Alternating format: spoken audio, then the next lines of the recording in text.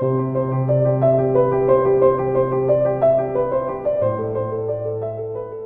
bueno que ya hemos llegado al número 138 del Catecismo de la Iglesia Católica.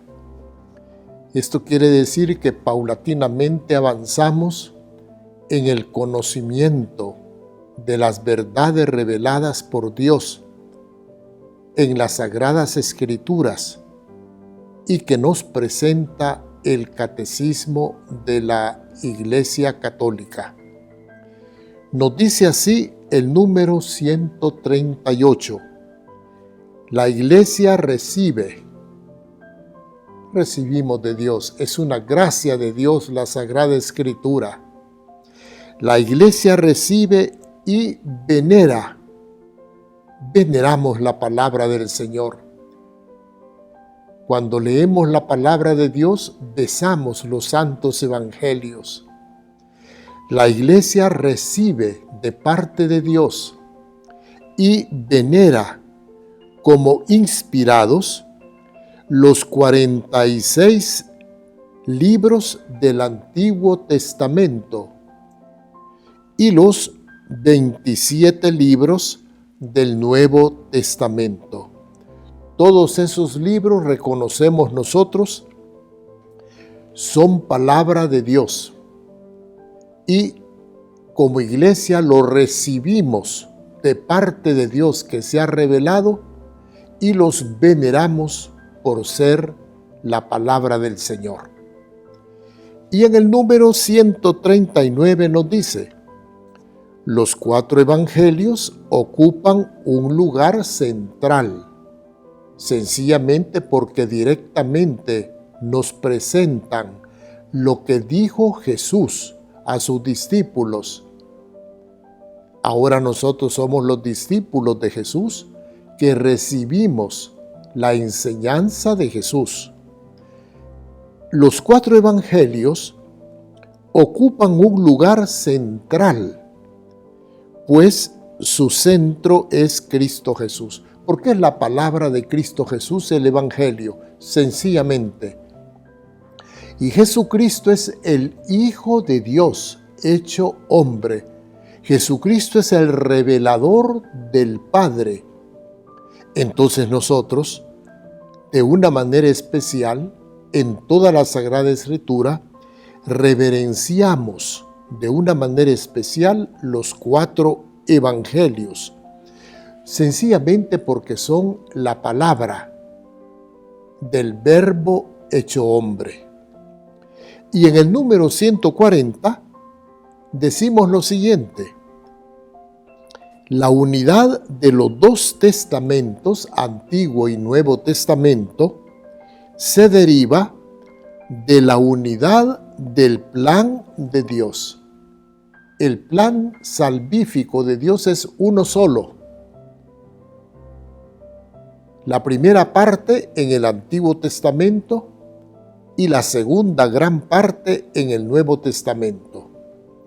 Entonces, la unidad de los 2 testamentos se deriva de la unidad del plan de Dios. Es un solo plan en 2 grandes partes, Antiguo y Nuevo Testamento. Y de su revelación. La fuente de su revelación es Dios.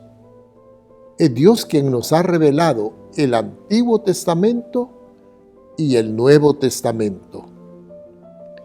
El Antiguo Testamento prepara al Nuevo Testamento y el Nuevo Testamento es cumplimiento del Antiguo. Por eso hemos dicho varias veces que el Antiguo Testamento es como una gran profecía que se realiza en el Nuevo Testamento. Los 2 se esclarecen mutuamente. Los 2 son verdadera palabra de Dios. Sí, muchas cosas del Antiguo Testamento en figura las entendemos en el Nuevo Testamento en su realidad. Por ejemplo, el maná en el desierto, un alimento de Dios para su pueblo en el desierto, pues el maná sencillamente era figura del cuerpo de Cristo que se nos da en alimento que recibimos en la Sagrada Eucaristía. Así, en términos generales, en el Antiguo Testamento se da una profecía que tiene su cumplimiento en el Nuevo Testamento. Y por último, en el número 141 del mismo catecismo, la Iglesia siempre ha venerado la Sagrada Escritura. La llevamos procesionalmente cuando entramos al templo santo de Dios y la exponemos al pueblo y estampamos nuestro beso en la palabra de Dios por ser la palabra de Dios. La Iglesia siempre ha venerado la Sagrada Escritura, como lo ha hecho con el cuerpo de Cristo. Ambos son alimento para el alma, la palabra de Dios en la Sagrada Escritura y el cuerpo santo de Cristo, alimento para nuestra vida espiritual. Esta doctrina nos la enseña el documento Dei Verbum en el número 28.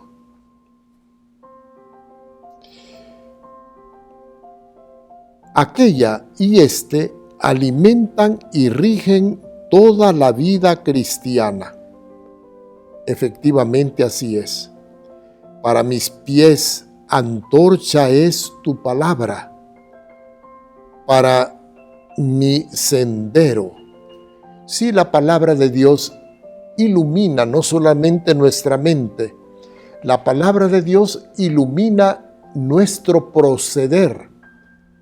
Así dice el autor sagrado en el Salmo 119, para mis pies antorcha es tu palabra. La palabra de Dios nos ilumina. ¿Qué es lo que qué respuesta tenemos nosotros que dar a Dios? Naturalmente en la fe, ya que Dios se nos ha revelado en la Sagrada Escritura. ¿Y qué respuesta tenemos que dar a Dios? Ya que Dios ha querido darnos a comer su carne y su sangre para que tengamos vida eterna. Entonces, resumiendo, nosotros cristianos nos alimentamos de la palabra de Dios y nos alimentamos del cuerpo y de la sangre de Cristo. Y veneramos a la palabra de Dios, como ya dije, la llevamos procesionalmente. Y veneramos también a esa palabra de Dios que ilumina nuestro proceder en este mundo.